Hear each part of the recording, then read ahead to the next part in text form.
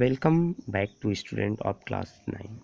Dear learners, today's our running topic is atoms and molecule chapter number 3.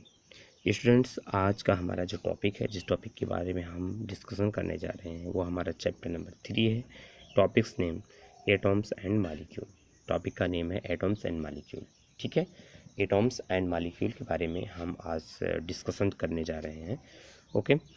Ancient Indian and Greek philosophers have always wondered about the unknown and unseen form of matter. Students, ancient Indian रहे हो या फिर Greek philosopher, Greek के philosophers हो, दार्शनिक हो, या प्राचीन इंडियन, प्राचीन भारतीय हो, have always wandered about the unknown and unseen form of matter. Students, ये लोग हमेशा वंडर्ड हुए, मीन्स चकित होते रहे, सदैव चकित होते रहे. किसके बारे में? Unknown and unseen form of matter. Matter के अननोन, अज्ञात, जिसको नहीं जानते हैं और जिसके बारे में जो दिखाई नहीं देता है.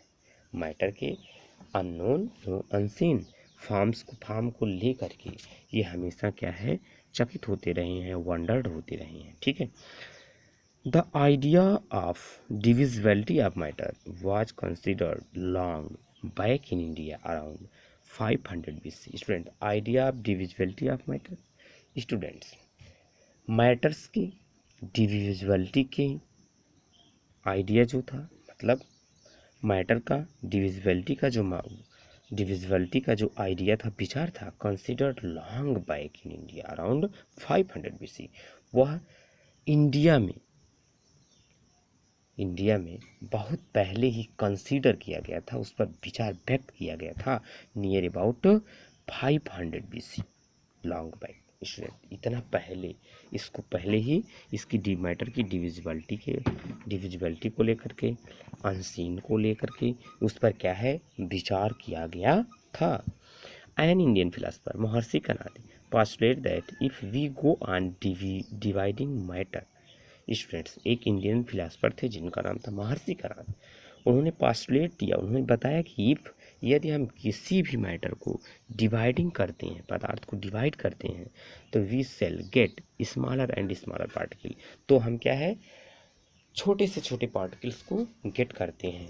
We shall get smaller and smaller particle. छोटे से छोटे पार्टिकल को हम गेट करते हैं, प्राप्त करते हैं. अल्टीमेटली ये स्टेज, स्टूडेंट, अल्टीमेटली परिणाम स्वरूप, स्टूडेंट्स, अंत में ये stage will come when we shall come across the smallest particle beyond which further division will not be possible.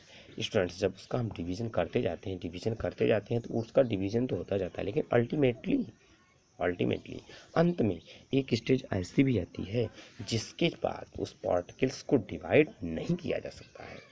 Okay, means जब उसका हम डिवीजन कर रहे हैं, डिवीजन करते करते चले जा रहे हैं, तो अल्टीमेटली लास्ट टाइम क्या है, एक ऐसी भी स्टेज आती है जिस पर क्या है, जिसके बाद अब उसका डिवीजन नहीं होता है. ही नेम्ड दीज पार्टिकल परमाणु. स्टूडेंट्स, उन्होंने उसका नेम क्या दिया, परमाणु. उसको परमाणु बताया. ओके, उसको उन्होंने क्या बताया, एटम्स, परमाणु बताया. एनदर इंडियन फिलासफर, स्टूडेंट्स, एक दूसरे इंडियन फिलासफर थे जो थे पगुधा कत्यायाम एलिबोरेटेड this doctrine and said that these particles normally exist in a combined form which give us various form of matter. Students, एक जो दूसरे साइंटिस्ट आते हैं, पगुधा कत्यायाम, उन्होंने यह एग्जामाइन किया, उन्होंने इस पर क्या है, आगे उन्होंने बताया क्या, कि मतलब जैसे उन्होंने कहा एक स्टेज तो ऐसी आ जाएगी जिसके बाद उसका डिवीजन नहीं हो सकता है, वो अब डिविजिबल नहीं होगा. इसको तो उन्होंने महर्षि कनाद ने बताया था कि उसका डिवीजन नहीं होगा, अब वो डिविजिबल नहीं होगा, जिसको उन्होंने परमाणु बताया. एक दूसरे साइंटिस्ट आते हैं जैसे पगुधा कत्यायान, उन्होंने इस आइडियाज़ को काफ़ी एक्सप्लेन किया. एक्सप्लेन से उन्होंने क्या किया, एक्सप्लेन से ऑब्जर्व किया कि, और उन्होंने ही सेड दैट, उन्होंने ये बताया कि जनरली जो ये एटम्स, ये क्या है, एटम्स हैं, परमाणु, वो क्या है, give us various form of matter combined होकर के फॉर्म विच, वो फार्म मतलब वो एक दूसरे से कंबाइन होकर के वेरियस फॉर्म ऑफ मैटर का डिफरेंट फॉर्म बनाते हैं, डिफरेंट फॉर्म का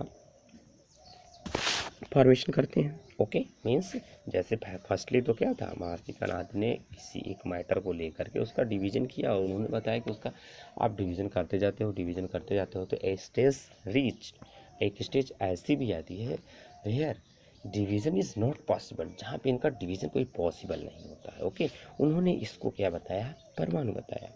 दूसरे नेक्स्ट साइंटिस्ट जो आते हैं अनदर इंडियन फिलोसफर पगुधा कत्यानंद, उन्होंने elaborated this doctrine and said that these particle normally exist in A combined form. उन्होंने बताया कि ये जो पार्टिकल्स हैं जिनका डिवीजन नहीं हो सकता है वो कंबाइंड फॉर्म में होते हैं और मैटर के डिफरेंट फॉर्म का फॉर्मेशन, मैटर के अलग अलग फॉर्म का फॉर्मेशन करते हैं। Okay around the same era, उसी एरा के समय, अराउंड द सेम एरा लगभग उसी समय क्या था, ancient Greek philosopher Democritus and Leucippus, मतलब क्या है, और दूसरे फिलोसफर्स आते हैं डेमोक्रिटस एंड ल्यूसिपस। उन्होंने क्या बोला students, suggested that if we go on dividing matter, a stage will come when particles obtained cannot be divide further। Students ये भी बात क्या कह रहे हैं ये दोनों लोग कि जब किसी भी पार्टिकल्स का हम डिवीजन करते हैं तो एक स्टेज ऐसी भी आती है जहाँ पे डिवीजन पॉसिबल नहीं हो सकता, वो डिवीजन नहीं हो सकता है। Democrats called these individual particle atom. Students इन्होंने अभी तक तो क्या था, जो यहाँ पर हमने अभी बोल दिया परमाणु, कभी कभी हमने एटम बोल दिया है, लेकिन उन्होंने परमाणु नेम दिया था कौन, महर्षि कणाद। लेकिन बट स्टूडेंट्स ये जो इधर सेकेंड दो साइंटिस्ट आते हैं डेमोक्रेटिस एंड ल्यूसिस, डेमोक्रेटिस ने वो जो इंडिविजुअल पार्टिकल्स है उसको उन्होंने क्या बताया था, इंडिविजुअल पार्टिकल को उन्होंने बताया था एटम, उसको एटम बताएं। All this was based on philosophical consideration। Dear students जैसे कि डेमोक्रेटस ने जो अनडिविजिबल पार्टिकल था उसको क्या बताया, एटम्स बताया, मीन्स इंडिविजुअल, एटम मीन्स होता है individual. All this was based on the philosophical consideration and not much experimental work. Students all this was based on philosophical consideration and not much experimental work to validate these idea could be done till the 18th century। Students ये जितने भी consideration थे, जितने भी मत थे, वो सब क्या थे, फिलोसफिकल बेस पर थे। इन्होंने जो अपने आइडियाज़ दिया था ये क्या था, फिलोसफिकल बेस पर था। मीन्स इन साइंटिस्टों के या इन फिलोसफिकल के जो ये विचार थे वो क्या थे, एक फिलोसफिकल मत था, एक उनका दार्शनिक विचार था, इस पर आधारित था। इसको वैलिडेट प्रूफ करने के लिए, इसको क्या है, वैलिडेट प्रूफ करने के लिए these idea could be done till the 18th century. ये जो इनको मतलब वैलिड करने के लिए इनकी जो आइडिया आती है नियर अबाउट 18th सेंचुरी तक इनको वेट करना पड़ा। डन मतलब ये कब तक, ideas could be done till the 18th century, near about 18th century तक ही इनके विचार को मतलब वैलिड किया गया। इसके बाद इससे पहले तो ये मतलब ये फिलोसफिकल मत ही, इन फिलोसफिकल कंसिडरेशन ही इनको माना जाता था। Okay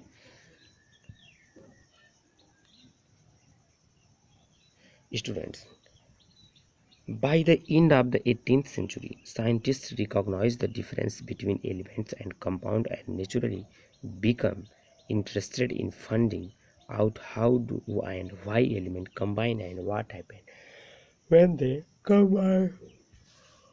Student by the end of the 18th century, 18th century की बात तक स्टूडेंट वैज्ञानिकों ने, साइंटिस्ट ने एलिमेंट्स एंड कंपाउंड के बीच में डिफरेंस को समझाया, डिफरेंस को उन्होंने रिकॉग्नाइज्ड किया, डिफरेंस को उन्होंने क्या किया, रिकॉग्नाइज किया। And naturally became interested students, और नेचुरली मतलब स्वाभाविक रूप से नेचुरली रूप से यह बताने को मतलब इच्छुक हुई है, इंटरेस्टेड हुई है कि finding out how and why element combine, कि स्टूडेंट्स क्यों और कैसे किसी से कंबाइन होता है, and what happen when they combine, और क्या होता है जब ये कंबाइन हो जाते हैं, संयोग करते हैं। स्टूडेंट्स 18th सेंचुरी के एंड तक, मीन्स 18 तक तो ये जो इनके मत थे एटम्स के बारे में, परमाणु के बारे में, वो फिलासफिकल कंसिडरेशन थे, मतलब तब तक उनको फिलासफिकल कंसिडरेशन ही माना जाता रहा, यानी में कि उन्हें वैज्ञानिक में मतलब वो दार्शनिक विचार ही मानते थे, ठीक है। और इनके जो मतलब इन्होंने अपने आइडियाज़ दिया था वो क्या था, फिलासफिकल बेस्ड था, इसलिए इनके जो विचार थे उसको फिलासफिकल आइडिया ही मानते रहे। इन कंसिडरेशन को वैलिड करने के लिए, इन विचारों को वैध करने के लिए 18th सेंचुरी तक अधिक से अधिक कोई एक्सपेरिमेंटल वर्क नहीं हो पाया था, but till the 18th century, by in the 18th century, लेकिन 18th सेंचुरी के अंत तक साइंटिस्ट ने एलिमेंट्स और कंपाउंड के बीच में जो डिफरेंस था उसको रिकॉग्नाइज कर लिया, उसके डिफरेंस को उन्होंने बता दिया, रिकॉग्नाइज कर लिया, समझाया, और क्या किया था, and naturally became interested in finding, और नेचुरली स्वाभाविक रूप से वो जो होता है कोई एलिमेंट्स किसी भी कंबाइन कैसे करता है, और कंबाइन करने के बाद क्या होता है, उससे क्या बनता है, ये क्यों कंबाइन करता है, इसको भी बताने के लिए लोग इच्छुक हुए, लेकिन कब तक, लास्ट 18th सेंचुरी तक। Antony लेवासिए laid the foundation of chemical science by establishing two important law of chemical combination. Students, वैज्ञानिक एंटोनियन लेवासी, साइंटिस्ट एंटोनियन लेवासी, इन्होंने रासायनिक कॉम्बिनेशन के टू इम्पोर्टेंट्स रूल को इस्टेब्लिश किया, इस्टेब्लिशिंग टू इम्पोर्टेंट लॉ, रासायनिक केमिकल कॉम्बिनेशन के टू इम्पोर्टेंट्स लॉ का इस्टेब्लिशिंग की ऑफ द केमिकल कॉम्बिनेशन के तो टू एटॉमिक लॉ को इन्होंने इस्टेब्लिश किया। Okay, thanks.